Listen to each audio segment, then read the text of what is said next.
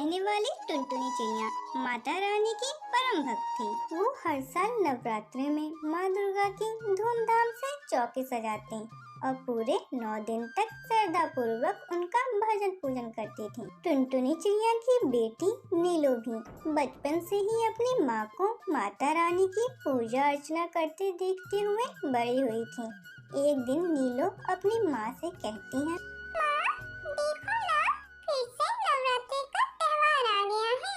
आप इस बार भी माता रानी की चौकी लगाओगे ना? क्या बताऊं बेटा, मैंने तो सदा ही माता रानी की पूरी श्रद्धा और भक्ति से पूजा की है, लेकिन न जाने मेरी भक्ति में क्या कमी रह गई जो आज हमारी ऐसी हालत हो रही है। जब तक तुम्हारे पिता का कारोबार था, हमने सदा ही नवरात्रि को उत्सव की तरह मनाया। पूरे जंगल की चिड़ियाओं को बुलाकर मैं नवरात्रि का कन्या भोज करती थी।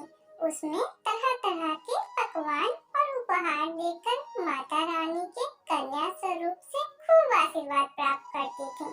लेकिन देखो ना, हमारे पास से रुपए क्या गए। इस जंगल के पक्षियों ने हमसे बात करने ही बंद कर दी है। लेकिन माँ, आप उदास क्यों होती हो? अगर माता रानी ने चाहा तो हमारे अच्छे दिन फिर से लौटेंगे। आप बस उन पर भरोसा रखो। मेरा तो आज भी उन पर पूरा विश्वास है बेटा। लेकिन क्या तुझे याद नहीं, पिछले साल हमने कितनी कठिनाई से माता के नवरात्रि मनाने के लिए रुपए जमा किए थे। पूरे 9 दिन हमने उपवास रखकर माता की पूजा अर्चना की थी। लेकिन नवमी के दिन कन्या पूजन के लिए कोई भी पक्षी अपनी बेटी को हमारे यहाँ भेजने के लिए तैयार नहीं हो रहा था। जो चिड़ियाएं आई थी, उन्होंने भी हमारे दिए हुए भोजन और उपहार का मजाक बनाया था। ये सब देखकर तुम्हारे पिताजी को बहुत दुख पहुँचा था बेटा। लेकिन माँ, मुझे तो नवरात्रि और कन्या पूजन का पूरे वर्ष इंतजार रहता था। तो क्या इस साल हमारे यहाँ नवरात्रि और कन्या पूजन नहीं मनाया जाएगा माँ? अब पहले वाली बात नहीं रही बेटा। अब हमारे पास इतना धन नहीं है कि हम तरह तरह के भोजन बनाकर अच्छे उपहार कन्या पूजन में चिड़ियों को दे सकें। इसी कारण से कोई भी चिड़िया हमारे यहाँ कन्या पूजन के लिए आना नहीं चाहती बेटा। नीलो और उसकी माँ टुनटुनी की बात बाहर खड़े बंटी कबूतर को सुनाई दे जाती है। तुम उदास न हो मेरी बच्ची। अगर तुम्हारा इतना ही मन है तो हमारे पास रूखा सूखा जो भी भोजन है और सामग्री है, उसी से हम माता रानी की चौकी रखेंगे और पूरे 9 दिन हमेशा की तरह माता की पूजा करेंगे। और 9वीं के दिन कन्या पूजन के लिए जंगल की चिड़ियाओं को आमंत्रित करेंगे। अगर माता रानी ने चाहा तो वे लोग हमारे घर भोजन करने अवश्य आएंगे। अपने पिता बंटी कबूतर की बात सुनकर नीलो चिड़िया बहुत खुश हो जाती हैं। प्यारी नीलो, तुम्हारा भक्ति भाव और मेरे प्रति प्रेम देखकर मैं अति प्रसन्न हूँ। तुम फिक्र मत करो, इस बार तुम्हारे यहाँ कन्या पूजन अवश्य ही होगा और उस कन्या पूजन में मैं स्वयं भोजन करने धरती पर आऊंगी। इतना कहकर दुर्गा माँ मुस्कुराने लगती हैं। टुनटुनी और बंटी मिलकर माता रानी की 9 दिन तक भक्ति भाव से पूजा अर्चना करते हैं। नवरात्रि के अंतिम दिन माँ दुर्गा एक चिड़िया का रूप धारण करके नीलो के घर आती हैं। अरे, आप कौन हैं? हमारे यहाँ किसी से मिलने आई हैं? आपको पहले तो यहाँ कहीं नहीं देखा। मेरा नाम दुर्गा है। मुझे बहुत जोरों से भूख लगी है। अगर आपके यहाँ पर नवमी का पूजन हो गया हो तो क्या आप मुझे भोजन करा सकती हैं? फिर नीलो चिड़िया दुर्गा चिड़िया को अपनी माँ के पास लेकर जाती है। आज तो कन्या पूजन का दिन है दुर्गा बेटा। आज के दिन कन्याओं को प्रेम से भोजन कराया जाता है। हम अवश्य ही आपको भोजन कराएंगे।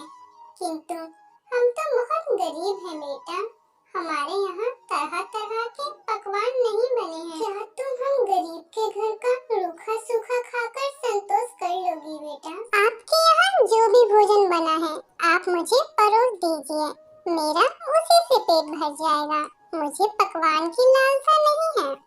दुर्गा चिड़िया की बात सुनकर टुनटुनी घर में रखा रूखा सूखा भोजन उसके सामने प्रेम से परोस देती है और तिलक लगाकर उनके चरण स्पर्श कर भोजन करने का अनुरोध करती है।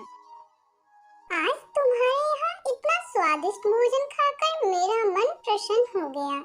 अब आप जंगल में चिड़ियाओं को निमंत्रण भेजकर अपनी नौमी का पूजन पूर्ण कर लीजिए। निमंत्रण तो मैं भिजवा चुकी हूँ, किंतु मैं जानती हूँ मेरे यहाँ का रूखा सूखा भोजन करने के लिए कोई भी पंछी अपनी बेटी को यहाँ नहीं भेजना चाहेगा, और जो भेजता भी है वो बाद में मेरे दिए गए भोजन और उपहार का मजाक बनाते हैं।